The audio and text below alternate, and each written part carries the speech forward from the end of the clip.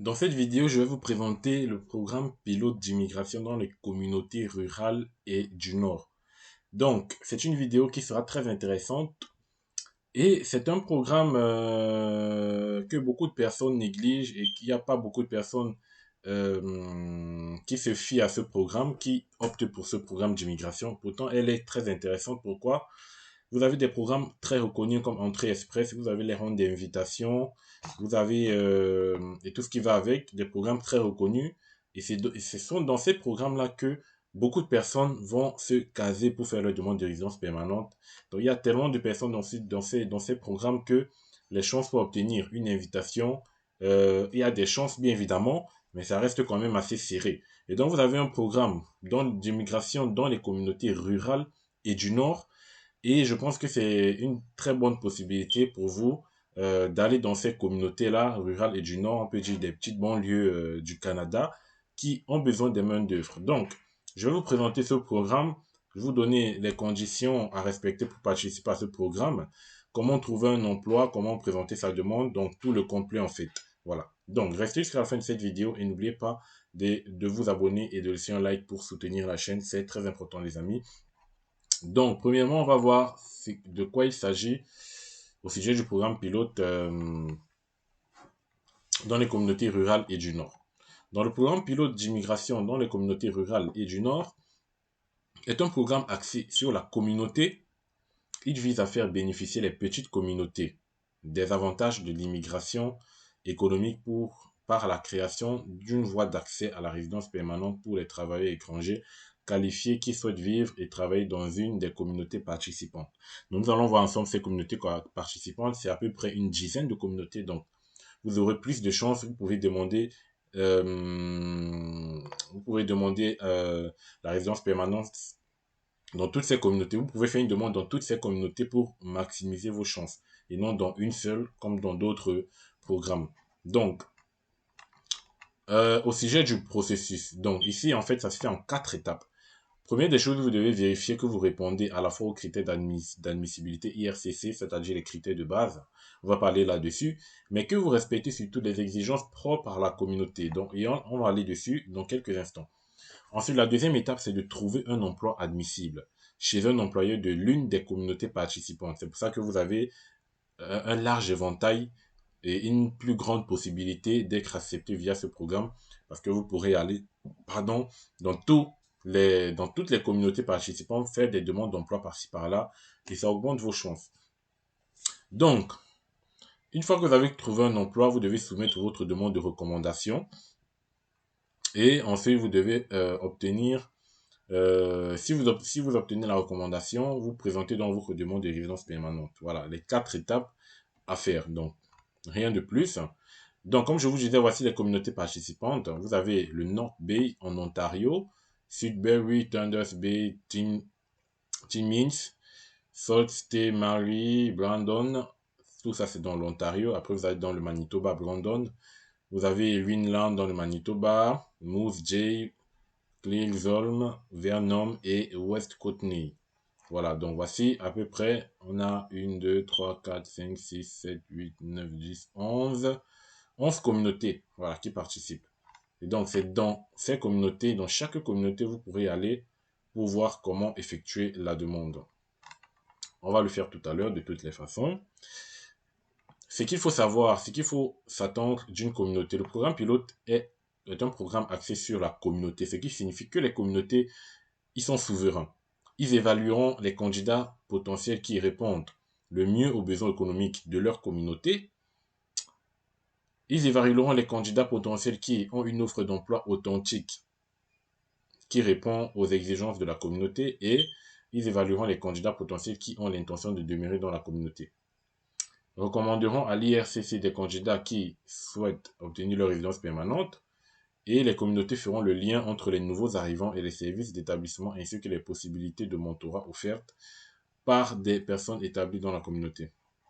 Donc, on va d'abord déjà voir les exigences propres à la communauté. C'est très important. Donc ici, en fait, vous devez remplir pour avoir, voilà, pour voir les critères d'admissibilité. Donc il vous demande, avez-vous déjà présenté, avez-vous déjà demandé une recommandation dans la communauté? Si celui-ci c'est oui, vous cliquez sur oui.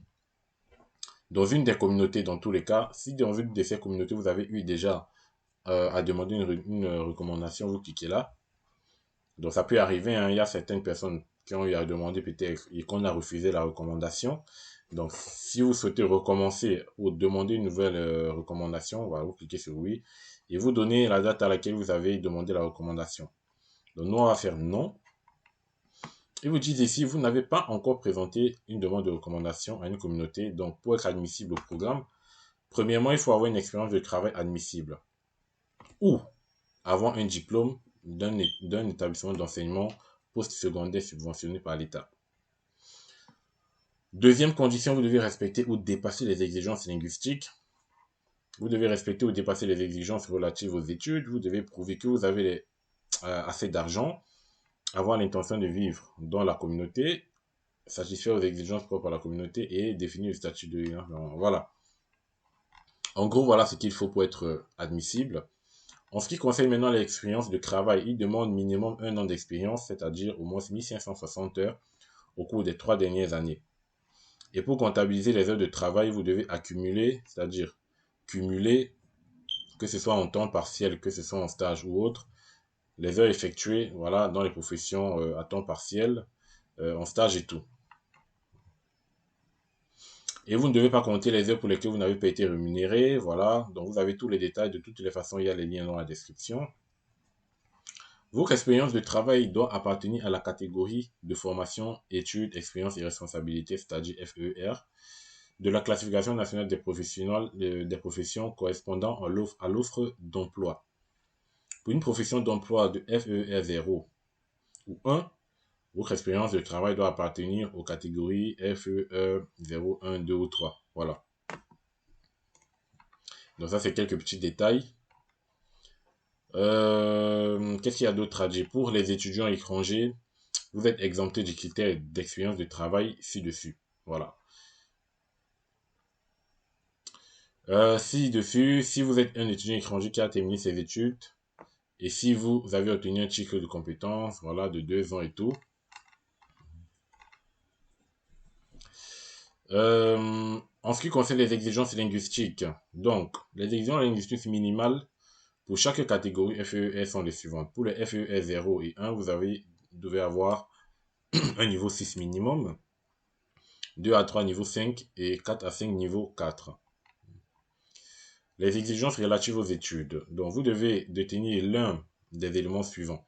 Soit un diplôme canadien, bon ça c'est pas sûr que vous l'avez, ou un rapport d'évaluation des diplômes d'études. Un rapport d'évaluation des diplômes d'études produit par un organisme ou un ordre professionnel désigné qui date de moins de 5 ans indique que vous avez obtenu un diplôme étranger d'un niveau égal à un diplôme d'études postsecondaires canadien, un certificat diplôme ou grade d'études postsecondaires canadien. Donc ça, c'est à peu près comme une sorte d'équivalence.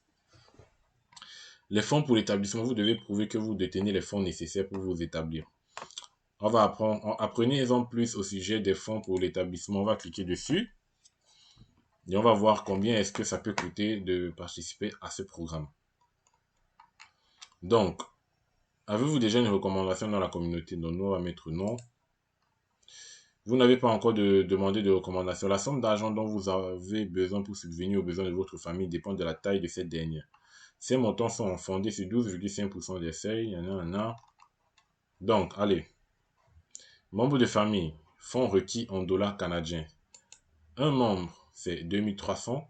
Deux membres, c'est 2900 et ainsi de suite. Si vous avez plus de 7 personnes, c'est 637 dollars par personne supplémentaire.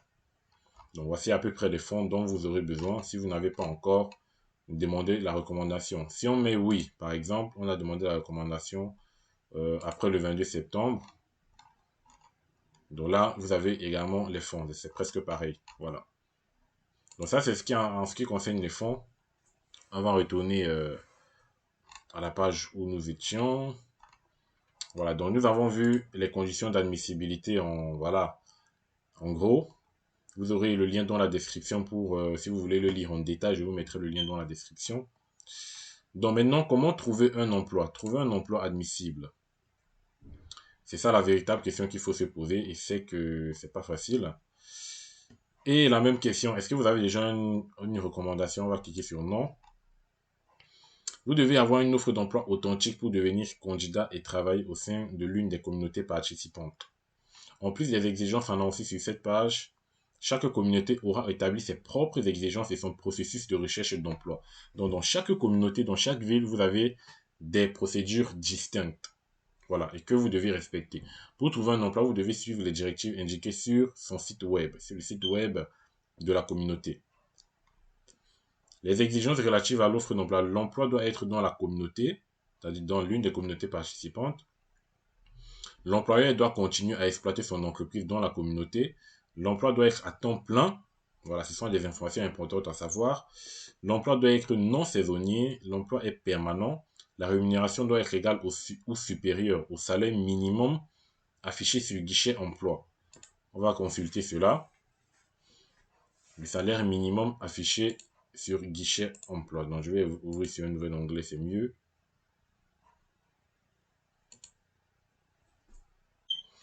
Donc, on va regarder rapidement le salaire minimum sur guichet emploi. Appellation d'emploi, ville, code postal. Donc, allez, je crois qu'il faut rechercher en fonction des métiers. On va mettre comptable, par exemple. Allez, on va faire ça. Chercher. Donc, ça, c'est la comparaison des salaires. Donc, ici, vous dites, au Canada, vous avez la base, hein, vous avez le salaire médian, vous avez le plus haut. Donc, normalement, à la base, c'est le minimum que vous devrez avoir par heure. Donc, si vous regardez la région où vous êtes, si vous êtes par exemple dans le Nouveau-Brunswick, donc vous devez avoir minimum 20,51 $ l'heure. Voilà, minimum. Donc, ça, c'est la colonne du minimum que vous devez vous baser pour avoir votre emploi au Canada. Donc, vérifiez bien si l'employeur vous a proposé un salaire minimum qui se trouve sur cette ligne, voilà, supérieur ou égal à ceci. Voilà, donc c'est important à savoir également. Je vous mettrai le lien dans la description. La rémunération, voilà, votre expérience doit démontrer que vous avez accompli des tâches de l'emploi offert. Voilà, donc vous devez normalement, l'emploi dans lequel vous postulez doit être en relation avec ce que vous avez déjà accompli, bien évidemment. L'emploi qu'on vous offre ne peut pas venir des organismes suivants. Donc, vous ne devez pas présenter des demandes d'emploi dans ces organismes-ci, les consulats, les agences de recrutement, les entreprises dont vous êtes propriétaire, les employeurs précisés aux alinéas, voilà. L'emploi catégorie de formation, l'emploi qu'on vous offre doit être une profession au niveau de compétences de la CNP. Donc, en fait, ça doit faire partie des FER et des CNP suivants. Voilà. Donc, voici les liens des communautés. Et donc, je vais vous montrer comment faire une demande. On va prendre par exemple cette communauté-ci, North Bay. Donc, je vais plutôt faire ça. Je vais ouvrir dans un nouvel onglet. Je pense que c'est mieux. Allez. Non, on va recommencer. Allez. Non. Donc, allez, je vais prendre, on va prendre un chic quand même. Allez, on va prendre le deuxième.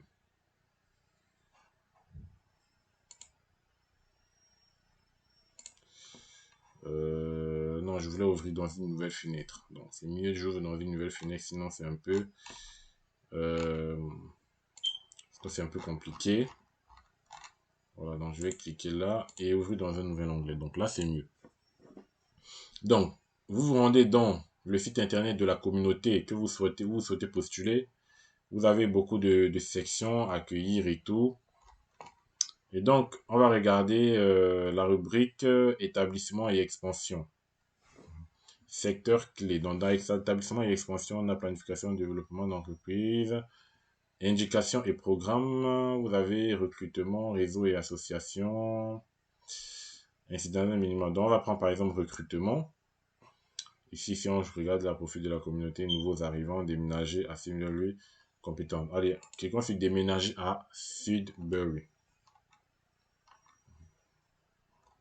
Donc, ils vont vous raconter un peu l'ambiance, ils vont vous présenter l'école et tout. Déménager ici. Vous voulez repartir en neuf, informez-vous sur les possibilités de se renouveler, nouveaux arrivants. Êtes-vous un nouvel arrivant au Canada ou en Ontario? Nous offrons des ressources pour simplifier le plus possible votre grand déménagement.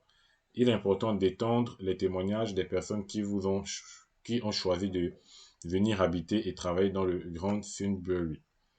Lisez-les dans Grandissons ensemble, un récit, non, non, non, voilà. Les employeurs, on va par exemple faire une demande. Processus et étapes de la demande. Voilà, vous partez toujours dans les rubriques pour faire la demande. Voilà, tout simplement. Veuillez noter que le formulaire d'évaluation a été mis à jour. Cas de recommandation communautaire, flux conventionnel. Depuis le 1er février 2023, toutes les professions et tous les salaires sont désormais éligibles au programme RNIP. Merci de votre intérêt pour le programme pilote d'immigration dans les communautés rurales. Vous trouverez ci-dessous plus de renseignements pour les employeurs de Sunbury qui souhaitent participer au programme. Toute question relative à la communauté doit être adressée ici. Donc, si vous avez des questions particulières, n'hésitez pas à les écrire. Ils sont très ouverts et ils vont vous répondre. Donc, flux conventionnel. Donc, code CNP, nom de la profession. Donc là, c'est profession de gestion. Vous avez le 20 $ de l'heure. Votre salaire aurait 20 $ de l'heure. Donc, vous vérifiez déjà si ça correspond au minimum requis. Nouveau flux, vous avez le processus. Assurez-vous de répondre aux critères d'admissibilité fédéraux. Consultez le site web Immigration Réfugiés pour connaître ces critères. Assurez-vous de satisfaire aux exigences relatives à la communauté. Vous devez atteindre au moins le seuil minimal de points de facteur d'évaluation. De plus en plus d'informations peuvent être trouvées sur le formulaire ici. Étape 3. Trouver un emploi permanent à temps plein à Sudbury dans l'une des professions admissibles. Je vais vous donner quelques sites pour trouver un emploi. Vous avez Guichet Emploi, vous avez Injitka. Donc, je vous mettrai également ces liens en description. Vous devez remplir et signer les formulaires d'offres d'emploi. Les salaires pour l'emploi offert doivent être dans la fourchette des salaires pour cette profession. Ensuite, étape 4, vous devez soumettre votre candidature sur le portail. Donc là, on va cliquer par exemple sur le portail. Donc, vous allez créer un compte en fait. Une fois que vous avez l'offre d'emploi, vous déposez votre demande. Donc, vous cliquez sur déposer la demande et vous créez votre compte. Tout simplement, dans chaque communauté, vous allez faire pareil. C'est simple. Vous cliquez sur déposer la demande, vous allez remplir vos informations et il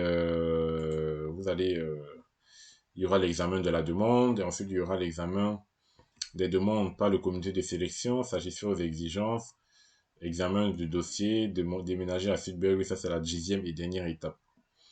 Donc après, vous avez quelques détails du processus. Donc, rentrez dans chaque communauté, dans leur site. Vous avez tous les détails qu'il faut. Vous lisez attentivement ce qu'ils demandent pour chaque communauté. Là, on ne peut pas les faire parce que c'est énorme. Hein. Mais là, c'est juste pour vous donner un aperçu voilà, de ce qui vous attend. Vous pouvez afficher plus. Vous avez plusieurs secteurs là. Éducateurs, chefs, bouchers. Hein, vous avez beaucoup de secteurs dans cette communauté où vous pourrez avoir une offre d'emploi. Voilà. Donc, formulaire, puis voilà, vous regardez les infos. On va aller par exemple sur guichet emploi. Guichet emploi, vous cherchez un emploi qui correspond à votre expérience, à ce que vous avez déjà fait. Voilà, vous recherchez, vous avez 129 000 emplois disponibles. Et donc, en recherchant l'emploi, c'est bien évidemment en recherchant dans la communauté. Donc, vous allez mettre la localisation ici. Localisation, vous allez mettre le nom de la communauté. C'était quoi? C'était Sudbury. Si vous mettez Sudbury, normalement, il s'affiche Sudbury. Voilà. Vous mettez le nom du métier que vous souhaitez. On va mettre en anglais, ça veut dire accounting pour la comptabilité. Donc, accounting. Et donc, vous lancez la recherche. Vous pouvez le mettre en français aussi, ça marche. Donc, il n'y a pas de souci. Donc, on va voir ce qu'ils vont nous proposer. Donc, accounting nous propose quelques emplois. Vous voyez, coopérative, bookkeeper, voilà. Vous avez les dates où ça a été postulé. Donc, vous pouvez rentrer dedans. Vous pouvez rentrer dedans pour regarder les détails du poste. Donc, ça, c'est 26 $ de l'heure. Vous avez voilà, les tâches nécessaires, les tâches qui vous seront confiées. Ça, c'est établissement des chèques, bulletins de paye, à peu près. Gérer les balances. Voilà, gérer les comptes. Voilà, vous avez tout. Pour, vous pouvez traduire la page, bien évidemment. Hein, c'est pas, vous pouvez cliquer sur français, tout simplement pour traduire la page. Si vous ne comprenez pas l'anglais, la page va se traduire automatiquement. Voilà, teneur de livre de paye. Voilà, donc c'est tout ça. 1 an à 2 ans d'expérience qui vous demande. Langue anglais, donc vous devez connaître l'anglais. L'expérience, les renseignements supplémentaires. Donc vous avez tout. Une fois que ça vous plaît, ça vous correspond, vous voir comment postuler, vous postulez. C'est très simple. Dans chaque communauté, il n'y a pas de différence, il n'y aura pas de grande différence, vous faites pareil. Et vous allez réussir à trouver votre offre d'emploi. Je vous mets les liens dans la description par rapport au site de recherche d'emploi. Je vous mettrai tous les liens nécessaires dans la description. Donc, voici toutes les étapes pour déposer une demande. Une fois que vous avez l'offre d'emploi, la première étape, bien évidemment, c'est de trouver l'offre d'emploi. Hein. Assurez-vous de répondre aux critères. Vous ont dit, assurez-vous de satisfaire aux exigences. On suppose que les deux premières étapes, c'est déjà acquis. Et c'est à partir de cette troisième étape, trouver l'emploi. Une fois que vous avez l'emploi, vous vérifiez que ça correspond à la grille de salaire, comme ils ont dit, à la fourchette de salaire. Et si c'est bon, vous soumettez vous créez un compte dans cette communauté, examen de la demande, nanana, et c'est bon. Et vous avez déménagé à Sudbury, ils vont valider votre demande, ils vous autorisent à venir dans leur commune, vous présentez votre demande de résidence permanente et vous allez avec votre famille en toute sérénité. Voilà, donc, pareil pour toutes les autres communautés, vous faites pareil. Hein, donc, on va retourner derrière. Donc, au sujet du programme pilote, je vous ai présenté là les 4 étapes. L'étape la plus dure, c'est de trouver un emploi admissible et d'aller dans chaque communauté pour créer un compte, faire une demande. Voilà. Donc, je vous recommande de faire toutes les communautés pour maximiser vos chances. Et après l'emploi, après avoir reçu une offre d'emploi, soumettez votre demande de recommandation. Donc, on va voir rapidement comment soumettre sa demande de recommandation. Donc, chaque communauté dispose de son propre processus de recommandation. Les sites web des communautés vous indiqueront comment le processus de demande fonctionne et les documents dont vous aurez besoin. Vous avez les exigences générales. Donc, en fait, la demande de recommandation, c'est dans chaque site. Le fait de créer votre compte et faire la demande, c'est en fait déjà une recommandation que vous faites. Et donc, une fois que vous avez créé un compte dans la communauté et que vous avez reçu l'offre d'emploi, la procédure est presque terminée. Hein. Il vous manquera juste de présenter une demande de résidence permanente. Donc, vous devez maintenant présenter une demande en ligne. Portail de la demande de résidence permanente, vous allez, je crois que c'est la clé GC normalement, et vous allez créer un compte. Donc là, vous avez le portail pour demander la résidence permanente. Vous créez un compte et tout. Bon, si vous avez des questions particulières, mettez-les en commentaire. Je vous ai présenté ce programme très intéressant. Il y a des offres d'emploi, n'hésitez pas à postuler. Même si c'est en anglais, postulez quand même. Si vous ne maîtrisez pas trop l'anglais, essayez de faire des petits cours d'anglais, des petites sessions, peut-être 2-3 mois. Hein. Investissez dans votre projet d'immigration si vous voulez vraiment venir. La gratuité totale n'existe pas. Vous devez investir sur vous, pour maximiser vos chances en fait de venir au Canada. Donc investissez sur vous. Vous êtes plus chanceux lorsque vous êtes bilingue en maîtrisant le français et l'anglais. Vous êtes vraiment plus chanceux et il y a plus de portes qui s'ouvrent à vous. Mais bien évidemment, il y a ceux qui connaissent que le français et qui ont déjà pu immigrer. C'est pas un souci. Mais si vous le pouvez, faites quand même des cours d'anglais pour maîtriser un peu, voilà, niveau élémentaire en anglais. Voilà, je vous recommande vivement cela. Voilà. Donc, j'espère que cette vidéo vous aura intéressé. Merci d'être resté jusqu'à la fin de cette vidéo. N'oubliez pas de vous abonner, de laisser un like pour soutenir la chaîne. Et on se revoit la prochaine toujours pour des vidéos intéressantes pour vous aider à immigrer au Canada très facilement. On se revoit la prochaine pour un nouveau numéro. Ciao les amis.